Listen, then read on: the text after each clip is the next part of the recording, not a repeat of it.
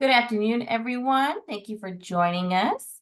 We're going to go ahead and get started here.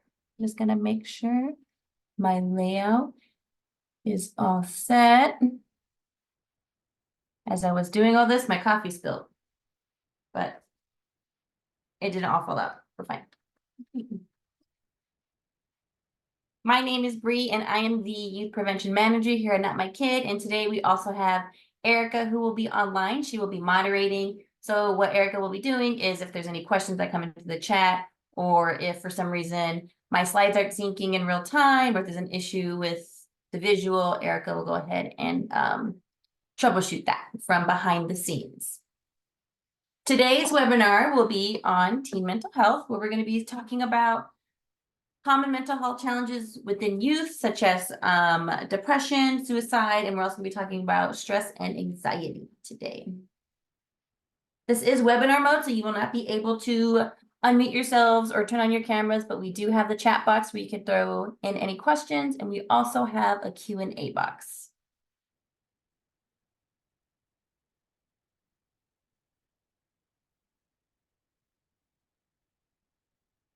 If anyone here is unfamiliar with Not My Kid, we are a nonprofit based out of Scottsdale, and we do serve all of Maricopa County as well as different counties throughout the state. And our mission here at Not My Kid is to ensure every kid thrives by inspiring positive life choices. And how do we make a difference in the community? Well, we educate to build resiliency, we inspire hope for the future, and we grow connection and communication.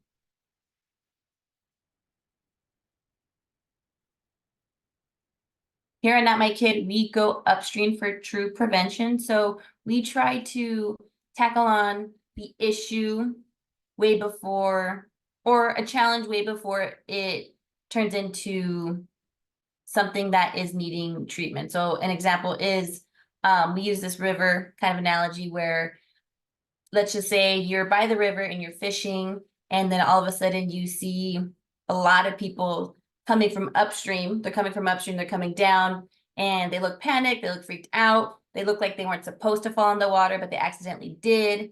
And so instead of meeting them at the bottom and rescuing them from the water, which of course people are going to do that, what we are trying to do is we're actually going to go to the site of where people keep falling in, and we're going to prevent them from falling in. We're going to try to, whether that's build a fence, build a barrier, we are wanting to prevent these behaviors from becoming lifelong habits, behaviors, or issues.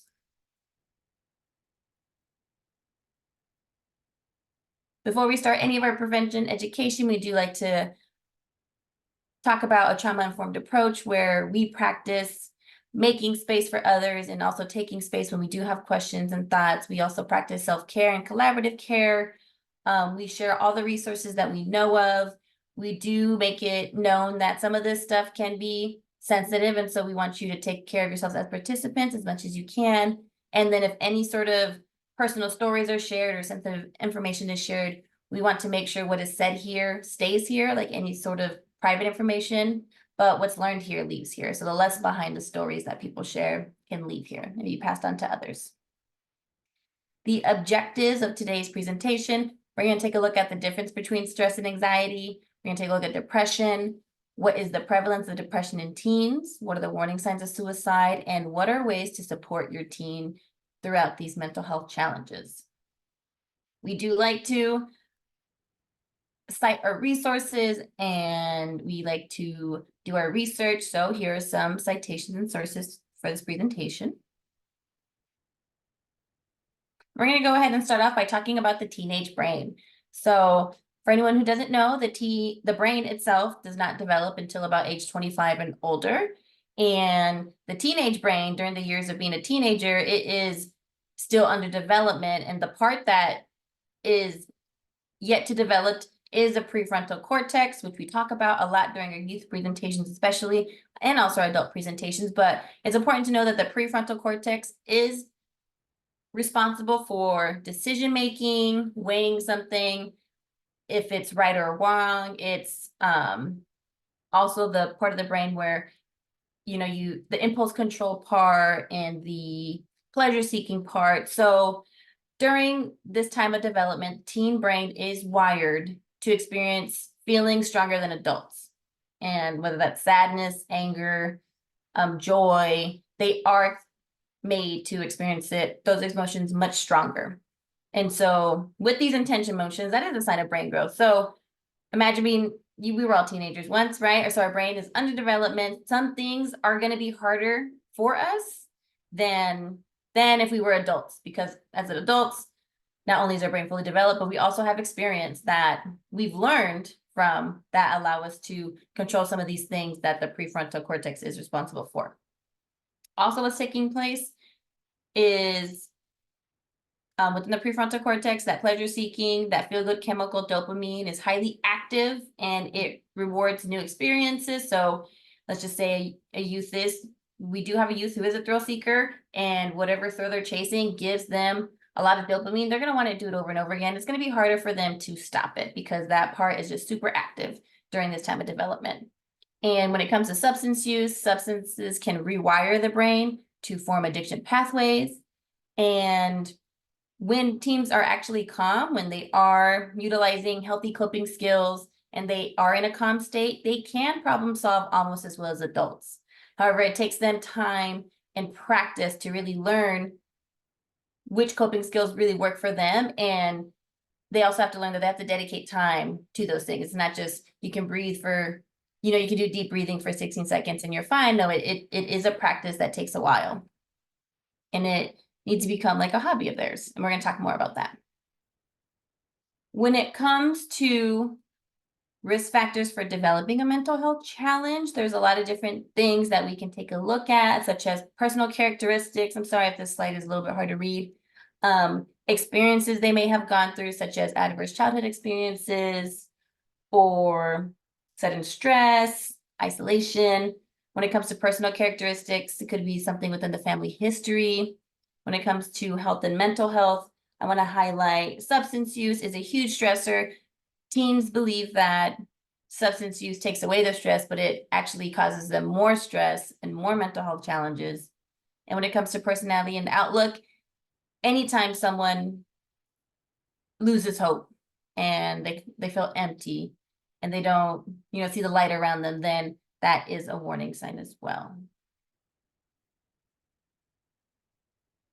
We're going to talk about stress. We all have stress. Stress is inevitable. Stress sometimes comes from situations that are out of our control. And so the way we define stress is it's a state of mental or emotional strain or tension resulting from unpleasant or very demanding circumstances.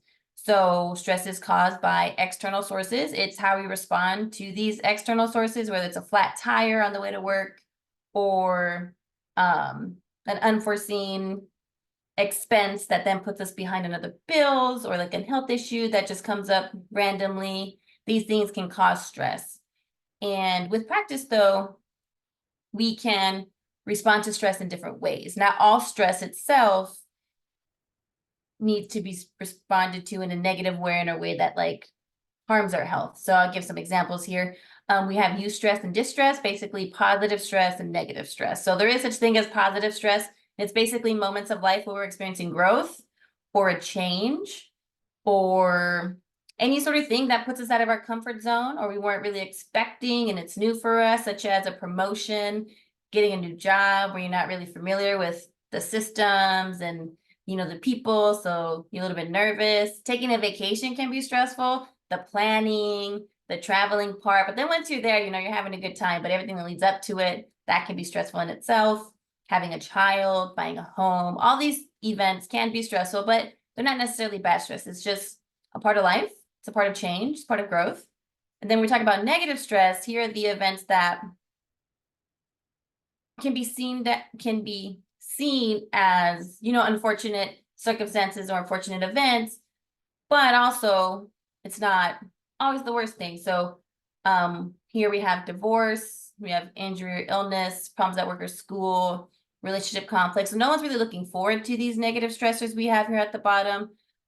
We can still respond to them in ways, though, that aren't detrimental to our health, just like we respond to the positive stress. And we can also respond to positive stress in ways that are harmful to our health as well. So it really depends on the person, their coping skills, their relationship with stress and how they are going to navigate these different types of spaces. Because someone can treat all stress like negative stress, or someone can treat all stress like positive stress.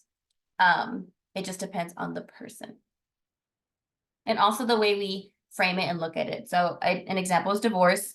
Yes, divorce, it can be sad, can be seen as a negative thing, and then also can be looked at as an opportunity for change, an opportunity at a newer and better life. If the people who are getting divorced, they had their time, they grew apart, they realized it was the best thing for themselves. So it's not necessarily all bad, even though experiencing that as a family, it can be very challenging.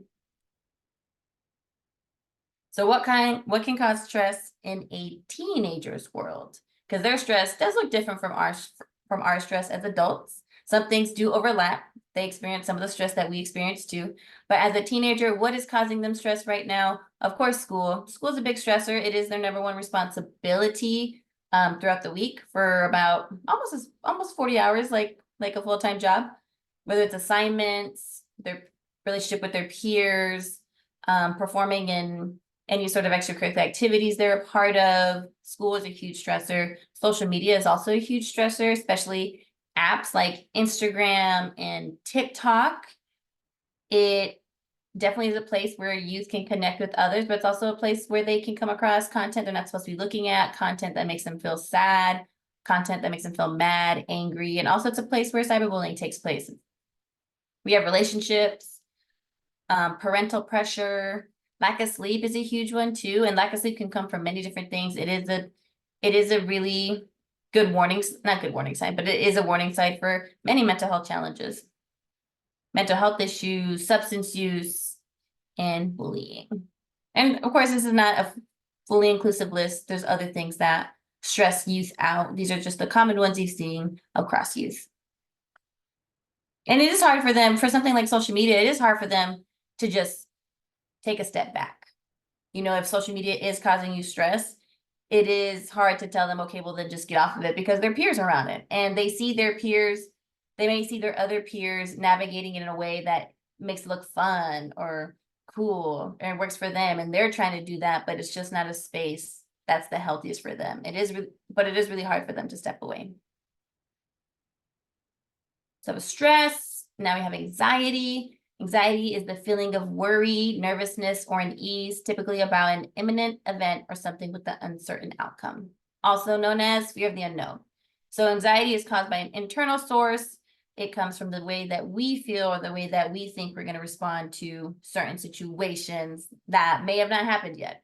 For instance, when I was in high school, I used to be terribly afraid of public speaking. I would just have this really very, very big pit in my stomach. It would be turning around. I would get super sweaty. My hands would get super clammy. Even just thinking about public speaking, I wouldn't even have to do a presentation until like a week later, let's say, and I was already feeling sick about it. So I was already anticipating that I was going to do terrible, and then that made me feel really bad for a week leading up to it because of what was going on internally, of how I thought, how I viewed myself, or how I viewed the outcome to be.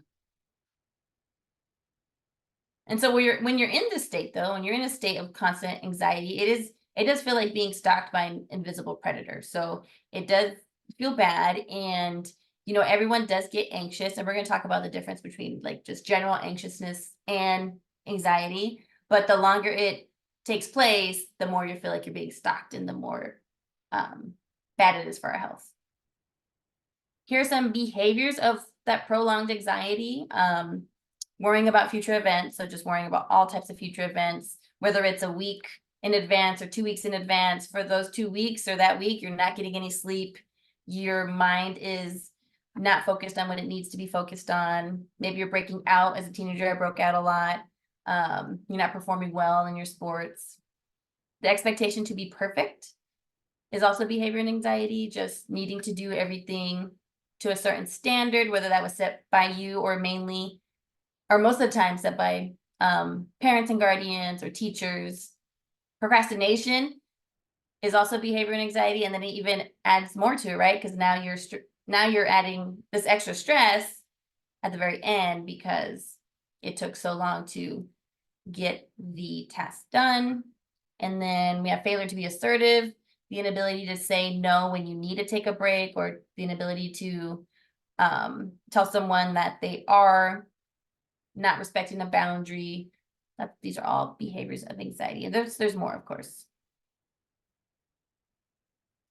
So everyone gets anxious, just like everyone has stress. Everyone gets anxious about something, whether it's a one-time public speaking event, or I officiated one of my best friend's weddings, and I was really, really anxious about that. Even though I do public speaking for work now, it was just a different type of environment. So I was very anxious like the week leading up to it. So everyone experienced anxiousness for any type of event they're nervous about. But when it comes to the anxiety, we want to ask ourselves, is the anxiety out of proportion to the situation, or is it age appropriate? Youth are going to be scared about public speaking. That's general anxiousness. However, if let's say it's taking place more than 2 weeks, this anxiousness about public speaking, or it's lasted a month, or it's even gone past the event itself, then we're tiptoeing into anxiety. And then another question we want to ask ourselves is it impairing the ability to function normally? So is it messing with our sleep? Is it causing a change in the way we think, the way we are functioning throughout the day, our daily routine, the way we eat, things like that.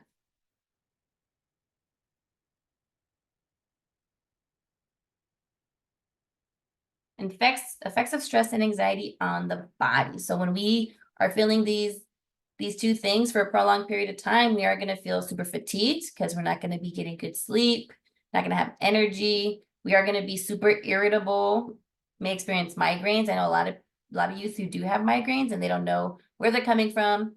And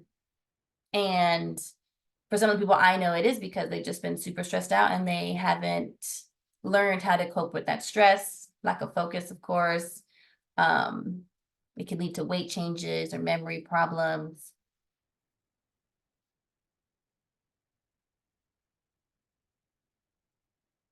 It is also important for youth to know that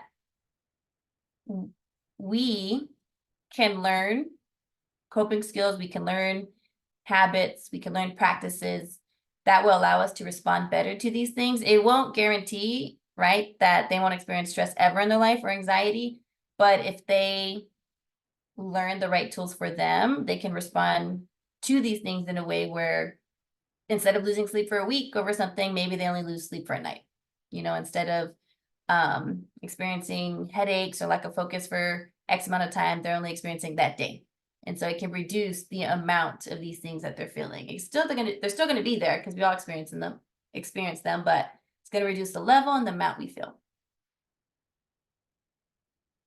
Now we're going to move on to another mental health challenge, which is depression. Depression is a complex behavioral health issue that varies from person to person and lasts for a prolonged period of time. So it's different than being sad. We say that if someone is extremely sad for 2 weeks or more, then we would look into depression and see, what's the cause of it, what's going on, what are the signs and symptoms. Some warning signs of depression: changes in sleep patterns, lack of sleep, changing of sleep patterns is a warning sign for a lot of things. So it's important to take note of that. Loss of interest in pleasurable activities is a huge one as well. Let's say you have a youth who was really into soccer or really into playing the guitar or painting, and all of a sudden they stop doing it. They no longer had any interest. That is a big warning sign. We want to ask them, we want to question them, kind of what's the change? What happened? What made you lose interest? Loss of energy, change in appetite, and then recurring thoughts of death or suicide.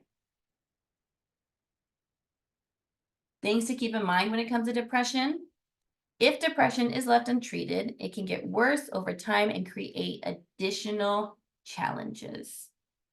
When people experience mental health challenges, rarely is it just one that they have. It can definitely lead to others, or lead to other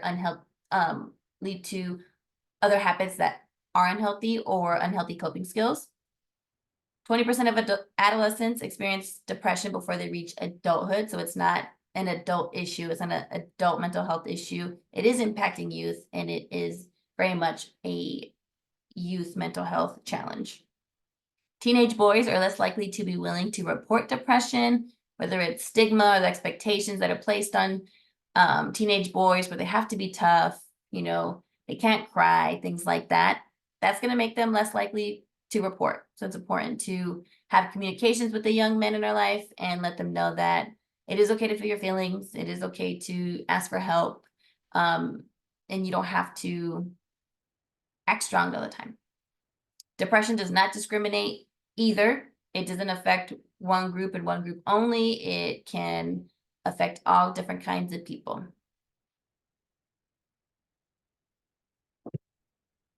Unhealthy coping skills. So here's a list of unhealthy coping skills that people turn to try to make themselves feel better, and it usually leads to more challenges and more problems. Whether it's self-injury, isolating, bullying, or substance use, it is going to lead to more stress and more health issues. And some of these overlap. It can be a warning sign in itself, not just a coping skill, but it's a warning sign. And if these are super abrupt too, let's just say that you have a youth who just sleeps a lot, they need a lot of sleep. But if it's abrupt, if they went from getting a regular 8 to now like they're needing 12 all the time, any sort of abrupt change, we should also take note of. All right, so here's a little pop quiz question for you to think about on your own. What percentage of teens using drugs attributed their drug use to cope with stress? So how many teens say, yeah, I use substance because I was stressed out? How many do we think? Go ahead and answer yourselves, and then I'm going to reveal the answer. 73% of teens attributed their drug use to coping with stress. So we now know that youth are using substances to cope with big stressors that are taking place in their life. That is their coping skill that they've chosen. And it is concerning because we definitely want them to choose healthier coping skills, such as using a creative outlet like writing or painting, or maybe some sort of physical activity, or they could any sort of hobby, cooking, building Legos. We want them to choose something that is healthy for them, and we definitely want this number to go down. Now we're going to talk about suicide. So suicide is the second leading cause of death among 10 to 34-year-olds in the United States. Suicides are 2.5 times more likely than homicides. And from the years 2007 to 2018, there was an increase among 10 to 24-year-olds when it came to suicides. So they are happening, they are taking place, and it's important to recognize the warning signs, to be able to talk about it, and to be able to ask your youth about it if you ever suspect that they are experiencing suicidal ideation or thoughts of suicide. So some of the ones I want to point out here, a lot of these warning signs do overlap. You'll notice that a lot of them we saw on the depression slide, and then on the anxiety slide as well. Change in sleeping patterns, the feeling of losing hope, so hopelessness, not holding on to that anymore, just kind of giving up in everything, with everything, isolation, taking more risks than usual, or taking more drugs and drinking more. Definitely. These are all, and then you see some other ones here on the screen. You do know your youth best, so any sort of behavior that seems out of character or just doesn't seem like it's part of the natural youth development process, right? Because sometimes they go from one friend group to the next friend group, or one day they're super sweet and maybe they have a little bit of an attitude the next year. But any sort of abrupt change that we notice can be a warning sign, and it's worth asking questions about. It's worth taking a deeper look into it and seeing what's the cause of it, because it could be some of these things or it could be something else, but it's better to figure out and know that earlier. When it comes to supporting our teens with any sort of mental health challenge we suspect them to have or to begin to develop, we want to start talking to them early. We want to listen. We want to be active listeners, which means that, we are not rushing to give them advice right away. We are listening to them fully and entirely, and we're being empathetic, and we are showing that we're understanding, even though maybe the stressful event that they need to get off their chest, maybe to you it's very minimal. Maybe to you it's not a big deal, but to that youth, it's a very big deal. It's causing them to lose sleep, so we want to treat it like that. We want to help them identify what they are feeling, go through some list of emotions with them, let them know it's okay to feel these things, and we can do something about it if we try. We want to protect their body through proper sleep, exercise, and nutrition. We want to encourage self-care practices and mindfulness techniques. And when we are promoting self-care practices or different type of coping skills or different hobbies for them to try, we have to understand that they're not gonna pick it up right after the first try. They're not gonna love it right after the first day. So it's gonna take some time. And if a youth is not liking the club or sport that you put them in, maybe let them try another one. Want to help them discover their purpose and strengths. We all need to have some sort of purpose. So help them figure out what they may want to do in the future, how they want to spend their free time, what they're good at. We want to model healthy behaviors and healthy thinking ourselves, and connect with professional care, even before we feel like it's extremely needed, even as a checkup. And just like we go to the doctor for regular physical health checkups, it's not a bad idea to connect with a professional for mental health checkups. When it comes to mental health, you need to know that there is hope and they're not alone. Some of the unwanted feelings that they're experiencing, they're not alone in feeling them. There's lots of other youth who do feel them as well, and who do understand the things that they're feeling and thinking. We want them to know that feeling down, angry, and stressed is a normal part of life. These are normal experiences that we feel. We can't just be in the green happy zone 24/7. It doesn't work like that. We fluctuate, and we're at a pretty normal base, just kind of like in a pretty calm state most of the time. And some of our days are going to be super exciting. Some of our days are going to be pretty boring. But it's never one or the other all the time. And if it is, we should take a look into that, and because that could be a mental health challenge. Not everything on social media is as it seems. Youth compare themselves a lot to what they see online, and we want to set realistic expectations for them, and remind them that not everything you see on here is real. People share what they want to share. They don't really share everything about their lives. Having good mental health means experiencing negative emotions and positive emotions, and knowing how to deal with negative emotions in a healthy way. Coping with life stressors is harder for some than others.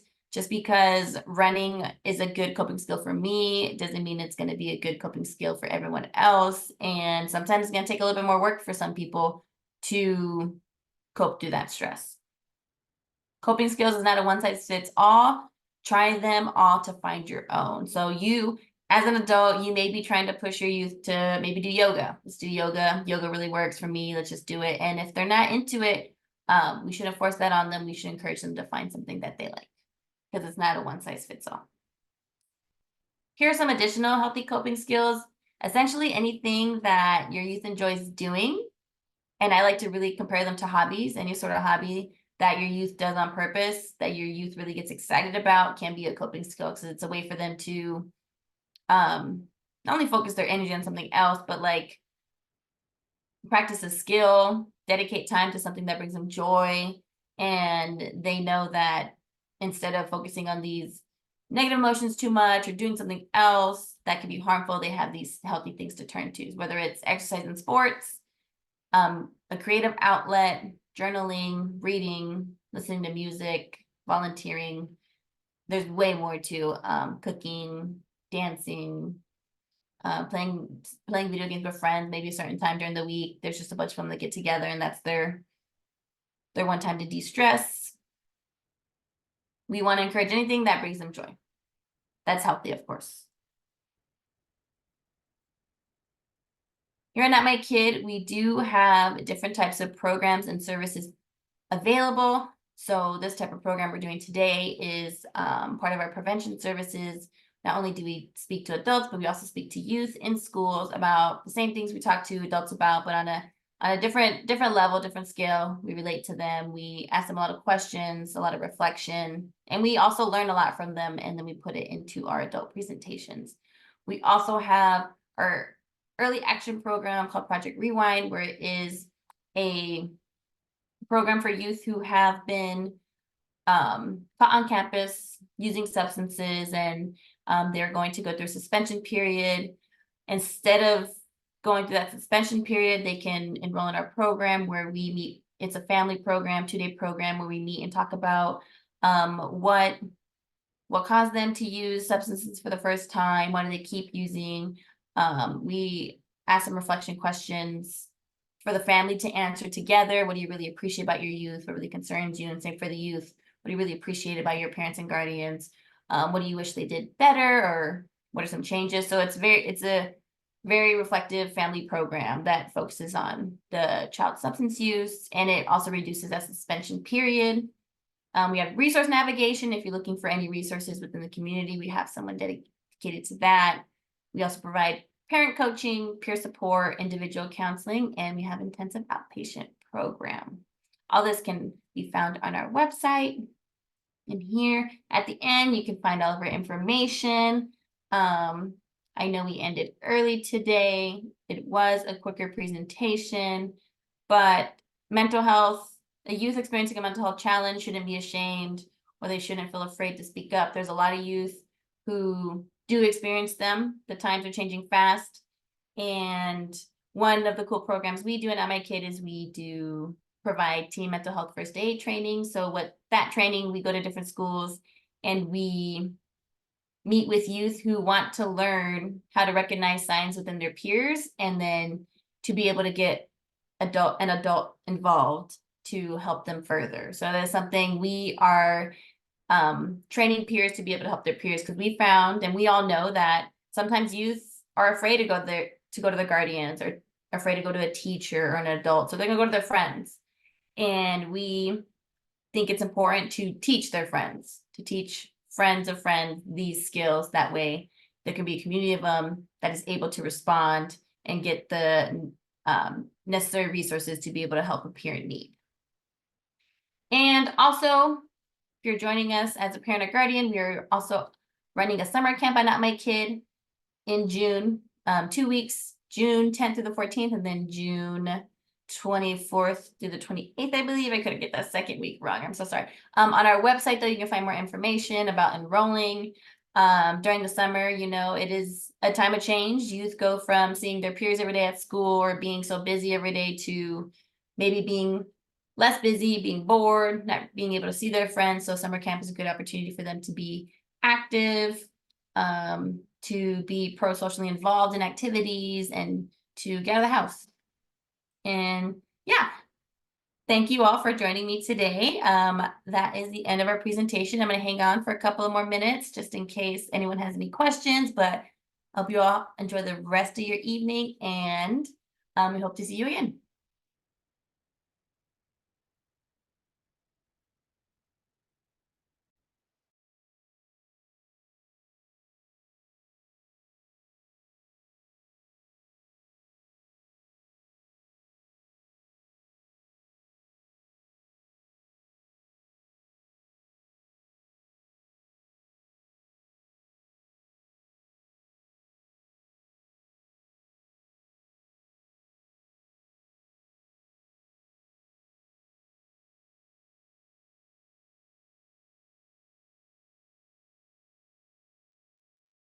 Good job.